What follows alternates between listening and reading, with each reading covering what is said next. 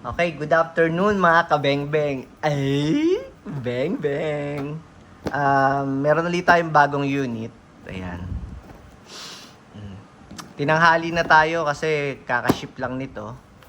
Ngayon lang to dumating sa bahay. Yung mga ina-unbox ko, mga bago yun. Literal na bago. Mukha lang luma kasi yung ibang kahon.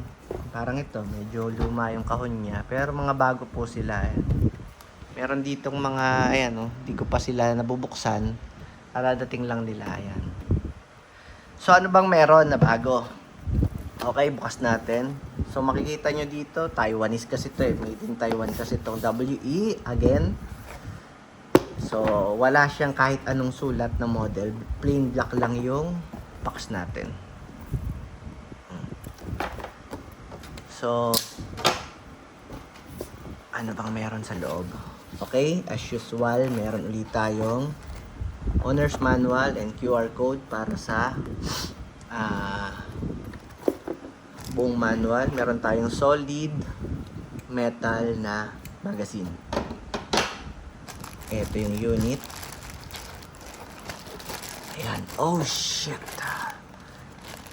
Napakalaki. Napakahaba. Okay. So, ang name ng unit na to is WE 7.0 High Kappa Dragon. Yon.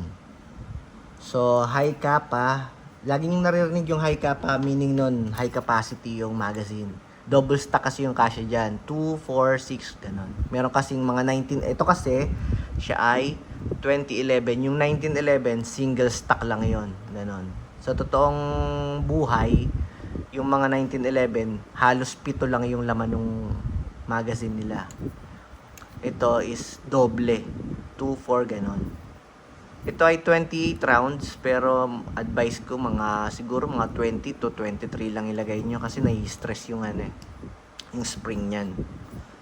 Ayan.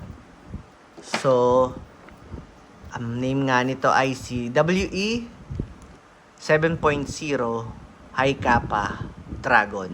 Ayan. Siya ay 7.0 kasi 7.0 yung inner barrel niya, yung slide niya. Meaning, mas mahaba ang barrel, kahit sa tong barrel, mas malakas. Isa to sa may pinakamalakas na FPS sa pistol. Yung mga pistol natin, nag-range lang ng 300, 320, 350, malakas na yon sa mga pistol. Ito lang yung bukod tanging, hindi naman, meron din sigurong ibang model, yung mga katulad ng mga Barry Barton, yung mga mahahaba na barrel. May iba pa kasing mga 7.0 ito, isa to sa nagre-range ng 430 FPS. Kaya wag naman sana yung may mga ganito, huwag nyo pong gamitin sa tao kasi masyado tong delikado. Anyway, ano pang meron? Ano to? Allen wrench. Para saan yung Allen wrench? Okay, ito. So, yung sight niya, fiber optic sight, front, green, tapos iron side na adjustable dito sa likuran. So, meron siyang Allen wrench para pihitin nyo para sa windage and elevation. Kaliwat kanan, baba taas. Ayan. Para dun yun, ang Allen wrench na yun. So, meron siyang full metal yung slide, full metal yung unit, full metal tong frame. Metal tong, metal ba to? Parang, hindi ko alam Parang ang salat ko metal Pero itong hand grip natin is polymer. Meron siyang trigger safety na beaver tail. So, hindi mo siya makakalabit pagka hindi mo to diniinan itong nasa likuran. So, kailangan tiinan mo para makalabit mo siya. Single action. So, naka-split slide din siya. Ayan.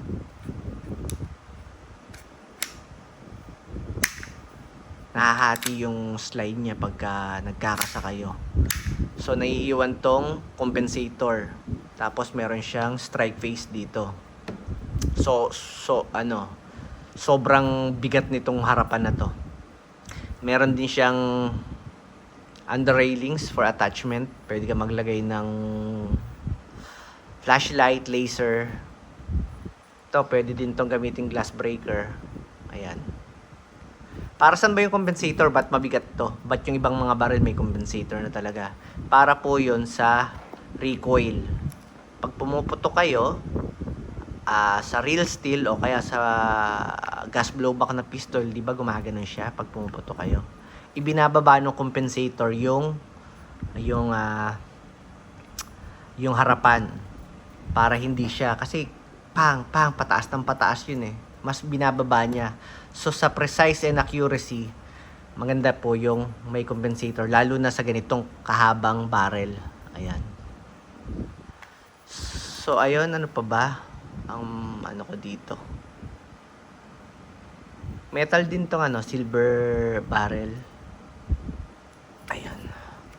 So, yun nga palang mga nanonood ng video ko, yung susunod ko na ipapakita sa inyo na pistol is ipaparaffle ko po. So, tapusin nyo yung susunod kong video para malay nyo sakali mapunta sa inyo yung pistol na yun. Okay? Ayun lang. Hindi ko na to ite-test fire kasi gusto kong hatiin lang sa sa tatlong video tong pag-unbox ko nitong mga unit. Okay? Anyway, ayun po. Again, WE 7.0 High Kappa Dragon. Tingnan natin kung may gas. Slide lock siya. Pagka mag-open slide, pag wala ng bala, para siyang Beretta pag nakaganto. Pero 2011 siya. Baba lang natin. Tingnan natin kung may gas. Meron. Sa mga nag-airsoft dyan newbie, always po, tandaan natin, release yung magazine. Ito lang po yung kailangan nating ingatan. Kahit wag na tong naka-ambidextrous din pala siyang safety. Kahit wag na po nating i-safety o basta pag tapos na kayong maglaro, release po lagi yung magazine kasi hindi naman siya katulad ng tunay na baril na kahit may naiwan sa chamber, pag sinilip nyo, may naiwan na bala, puputok pa rin siya.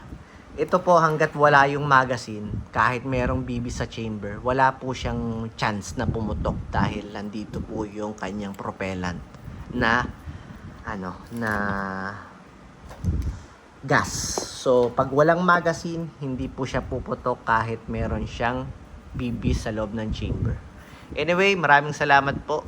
Thank you.